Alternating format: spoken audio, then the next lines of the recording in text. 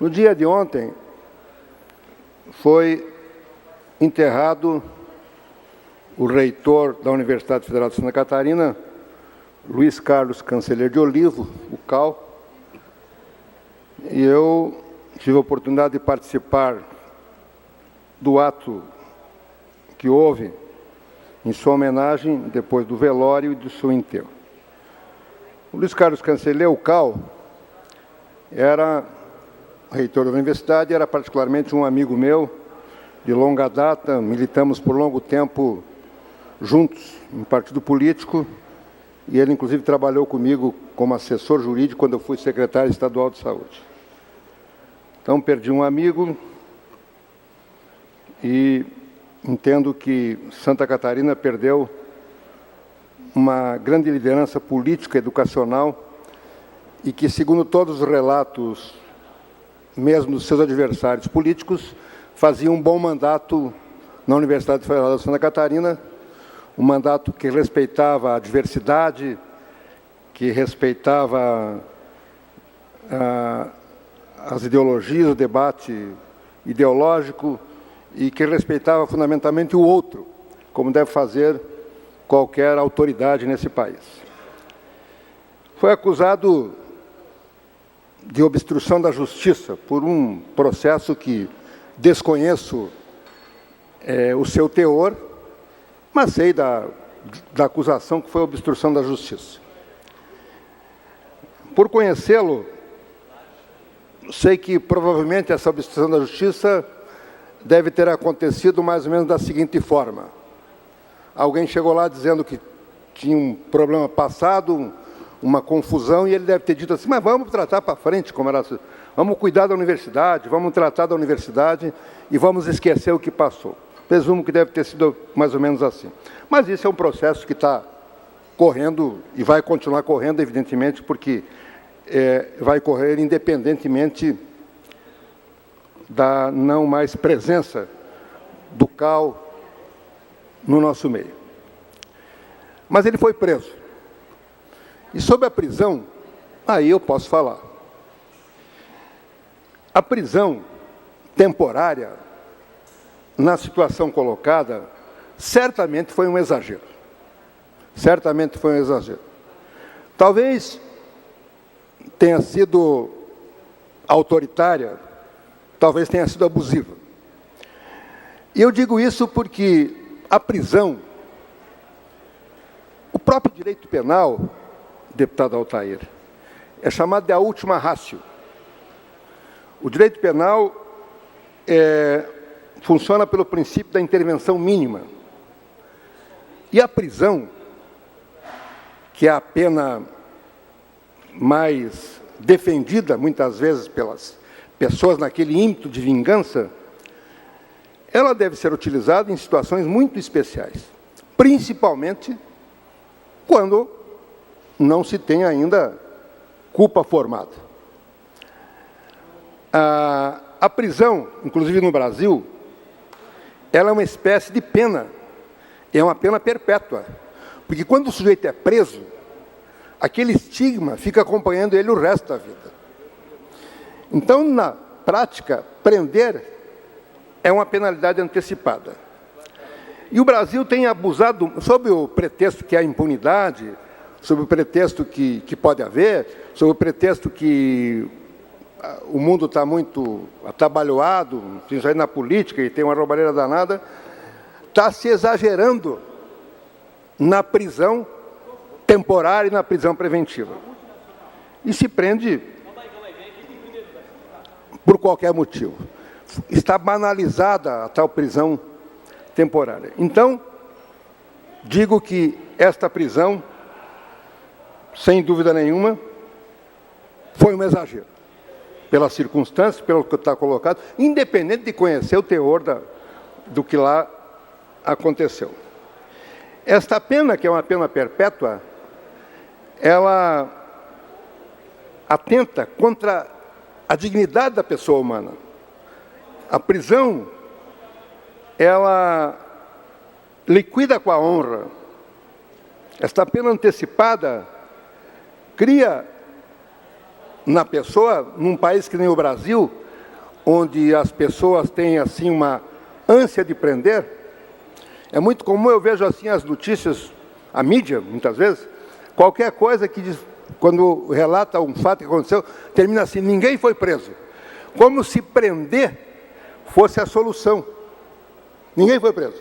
Ora, a prisão, e aí tem estudantes, é uma situação de extrema degradação. Quando se fala que vai se reabilitar na prisão, é certamente uma mentira, porque o povo já não reabilita. Quando o sujeito é preso uma vez, não há reabilitação, porque é da índole da população brasileira não perdoar nesta situação. Bom, preso, ele foi liberado. Foi liberado logo a seguir por uma outra juíza. Mas liberado, foi impedido de comparecer à universidade, de reassumir o cargo. De comparecer à universidade, onde ele morava na frente ali, uma pessoa sem posse, nem carro tinha. Nem carro tinha, tem um apartamento, não sei, nem sei se é dele. E foi impedido de comparecer à universidade. Foi-lhe permitido apenas comparecer no sábado por 2h30 para orientar os alunos.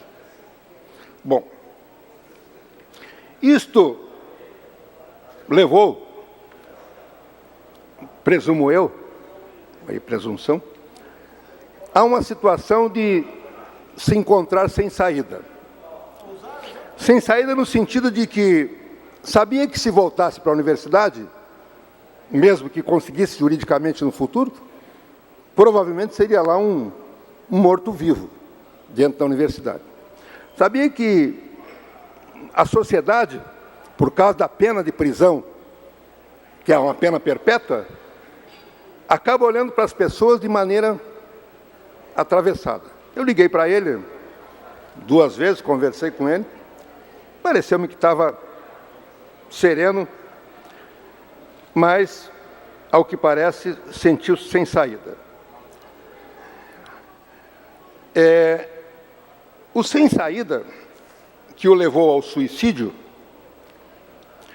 não é, entretanto, e aí eu posso falar como político, como amigo pessoal dele, como médico, não foi um sem saída do sujeito deprimido que não vê como sair e comete um suicídio, que é comum.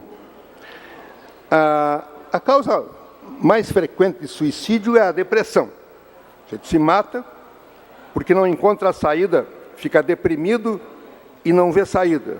Às vezes uma saída que pode ser possibilitada por um remédio, mas não vê saída e suicida-se. O suicídio é um dos temas mais complexos que existe na medicina e na filosofia. Aliás, o pensador francês franco-argelino Albert Camus ganhou o Prêmio Nobel de Literatura em 1957, escreveu vários livros. Ele dizia que a única coisa que vale a pena filosofar é o suicídio, porque o suicídio é uma questão complexa. O sujeito decide tirar a própria vida. Ele não se suicidou, e é de volta a dizer, como médico e como conhecendo o Cal, por estar deprimido. Não suicidou para fugir dos problemas. Suicidou-se, na minha opinião, na procura de resgatar a sua honra. De resgatar a sua honra. É muito comum, em alguns países, por exemplo, o Japão, muita gente suicida para resgatar a honra. No Japão, eu estava vendo esse dia uma estatística, deputada Ana Paula. Em 2014, sabe quantas pessoas foram assassinadas no Japão? 6. Né? Mas lá tem suicídio, muito mais do que homicídio, para resgatar a honra. Ele suicidou para resgatar a honra. Porque ele sabia, como jurista, como pós-graduado, como mestre, doutor em Direito, como jornalista, também formado em jornalismo, capaz de perceber, como político, que iria acontecer o que aconteceu. Uma comunidade, de repente, que estava se afastando dele, de imediato se aglutinou em seu nome. E ontem, lá no ato, nós tivemos os discursos mais fortes que poderíamos ter, do senador Nelson Wedekind, do desembargador Lédio, de todas as pessoas, na defesa dele, de um conciliador, porque era o estilo dele, um conciliador, que sempre procurava ver as coisas da forma positiva, levando para frente, para produzir. E ele sabia também, afastado da universidade, que não poderia entrar, que talvez a única forma dele voltar, e ele voltou para a universidade, era morto. Conseguiu entrar na universidade morto. Conseguiu entrar no lugar onde ele gostava, onde amava, morto. Em um caixão. Como Getúlio deu um tiro e disse que ia entrar para a história, o Cal também entra para a história. E vai entrar, porque o debate vai começar a partir de agora, de certas questões que estão acontecendo, mas entrou para a história e entrou na universidade.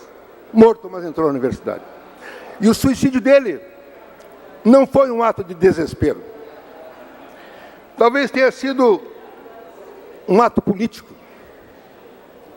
O ato daqueles que acreditam que o país, o nosso Brasil, está caminhando para um nível perigoso de autoritarismo. E veja aqui, eu não quero culpar ninguém, porque não são as pessoas, às vezes. Não é uma questão de procurar culpados. É perceber que as instituições, pela sua natureza, estão ficando dessa forma. Estão ficando dessa forma, autoritárias, abusivas, e abusando do direito à liberdade.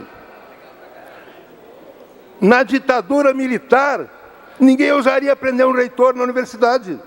Na ditadura, ninguém ousaria prender um reitor. Agora, se ousou prender o reitor por uma obstrução da justiça, entre aspas. Então, o meu amigo Cal, que suicidou-se, e veja, deputado Valduga, eu não sou daqueles que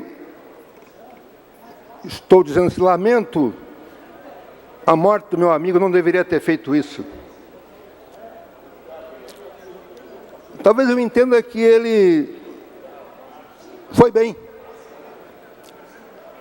Não vou ficar naqueles que simplificam. Acho que ele tomou uma atitude típica dele, de coragem, de bravura. Não foi um suicídio depressivo, não foi o suicídio do covarde, não foi o suicídio de quem não encontrou saída, foi o suicídio de quem queria entrar na universidade,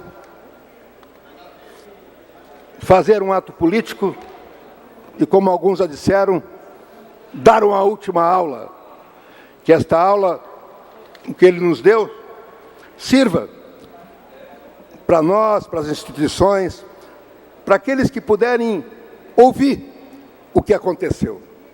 Ouvir o barulho dele caindo lá no shopping, que aquele barulho dele caindo no shopping tem algum significado para que o Brasil avance, para ser como ele defendia, um Brasil mais aglutinado, que olhe o futuro, que construa o futuro, que caminhe em direção ao futuro. Foi uma bela aula, camarada Cal. Um grande abraço.